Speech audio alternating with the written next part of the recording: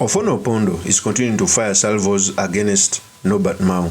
Recently, he came out to accuse Nobert Mao of taking the DP to the ditch when he came out to sign an agreement with the NRM and later wanting to become speaker. OFWONO Opondo said these statements. I was coming. Does Parliament deserve a better speaker? No, I was coming. I said one other reason that I wouldn't give Mao, because I have his record and I have given here. I said, Honorable Mao has DP. How much fixing? Are you happy that DP, the oldest party, is unable to win elections? Are you happy that DP cannot hold any other person to account? Because DP has failed. You know, the wrangles that have been going on in DP, is that the speaker you want? Where his party is full of wrangles, day in, day out. Is Mao's competence under question? No. I think the leadership style could be a problem. Currently, Mao is the Minister of Justice and Constitutional Affairs, right? Mm-hmm. I heard Honorable Mao saying one of the things he wants to fix is abuse of resources. Is making the Speaker and Parliament as an institution independent and strong and is a counterweight, particularly to an overboard executive. That's what he is saying. He says he wants to remove the garrison, he uses this word, the security garrison around Parliament. That is OFWONO Opondo. First of all, even Nobert now, I think, knows that he took DP to the ditch because of his own benefit. Because even before he signed the agreement, opposition members told him, pointing to history, that no one has ever gone to NRM from the opposition and achieved what he wants because we were an authoritarian. In fact, even his cooperation expired before the 2026 general election, but he continues holding it.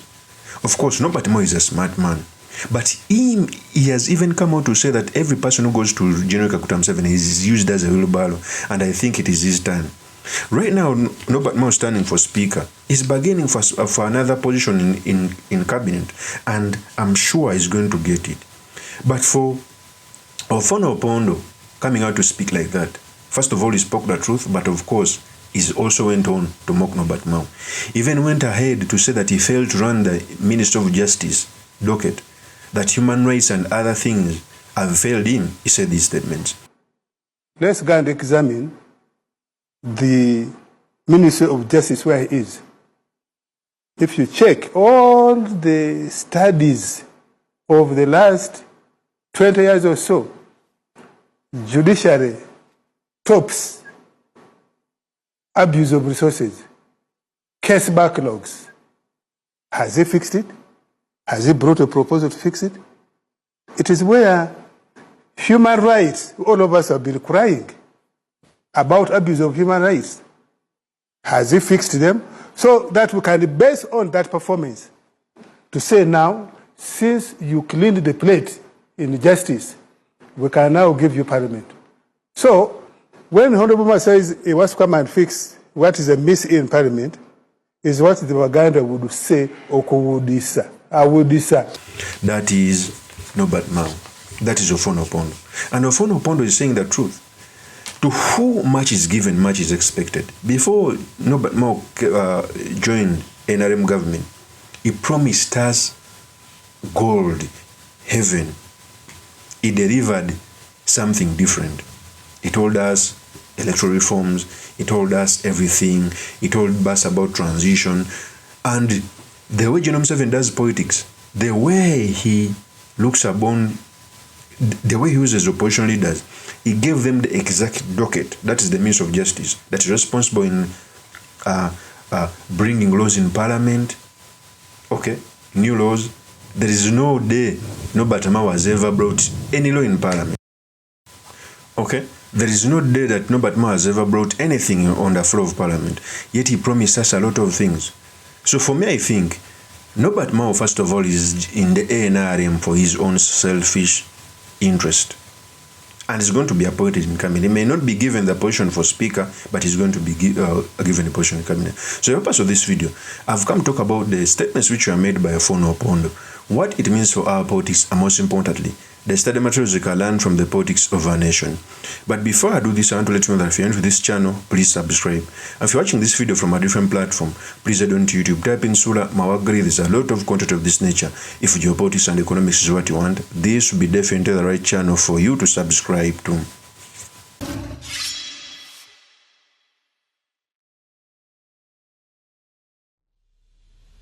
First of all, OFWONO Opondo speaking like that, he was mocking Nobert Mao. In fact, the deep meaning meant that you cannot bring your own ideas in the NRM government. That the alpha of Omega is John Kaguta Museveni. And truth is, every time I look at people who want to join NRM in a bid to bring about transition, they are lying. First of all, they talk about Kenya where Raila Odinga normally joins government. They talk about other countries where opposition join government. The case scenario is whenever opposition has to join the government, there are supposed to be two things. One, the opposition must first threaten power. If you threaten taking power, even those in power, you'll be a threat and they will call you on the table. So you come with ideas that can be implemented in fear that if they fail to implement those ideas, you can go back and people will threaten their power. The reason as why Raila Odinga joined the government, there was a Gen Z. It threatened Riamuto to an extent that they invited him in government. He came with a 10-point agenda. Is the reason why after Raila Odinga's death, the 20-point agenda was put aside. So Nobert Mao thinking that he can just walk in a lion's den, okay, to sit down, talk to it, so that he can stop eating his chicken. It is lying. It will end up eating him. It is the truth. Before the opposition sitting down with John Kaguta Museveni, there must be some threat to power. That's how power is done. Nobert Mao, of course, he had the history of his friend Jacob Olanya being a speaker. Mokasambide was the Iyala MP, etc. So he felt like he needed a position. And he hid behind political prisoners, transition, etc. The same things Martha Simpoga speak about it. The same things in Sivambi speak about prisoners, etc. Because he wants a bread. They are dancing on the graves of political prisoners. So for me, I keep on telling people that Nobert Mao is a wise man. But he's the same person who came out to say that if a person joins John Kaguta Museveni and start doing stupid things, his wisdom ceases to exist. Those are the same statements which were made by Nobert Mao. Now his wisdom ceases to exist. The way he's being pushed. And OFWONO Opondo told him the truth. Okay. And he kept on catching on the grass of the Kenyan politicians. In fact, he said these statements. You know, that is the most nonsensical argument I've ever had on live TV. You would not even have voted for the president. You would say, is every Ugandan now rich? You said Bonaba Gagawale. Are they all now rich? You said Bonaba Some. How many uneducated people are there? That is very cheap reasoning. What we are talking about is whether we can, in good faith, have a country that can come together and accept that, look, we are turning a sharp corner in Uganda, and rather than pushing away people who want to work with you, in fact, you are now betraying the philosophy of the president of Uganda. In Kenya, the Speaker of Parliament doesn't belong to the president's party. Well, that is Kenya, not Uganda. No, because we have got to use examples that are relevant. I do believe very strongly that we must debate this issue based on the interests of the country. Because remember, the voting for the speaker is one day. That is Nobert Mao saying that the Speaker of Parliament in Kenya is another party, which is true. The Speaker of Parliament in Kenya is for the Kenya. But they had to sit down and write a cooperation agreement before an election that is going to be given the speakership position. So Nobert Mao in 2023 said the cooperation that when joining government is supposed to be given a cabinet slot, it was given. If you wanted to be speaker, would have to write another cooperation before 2026 election so that he can be given speakership.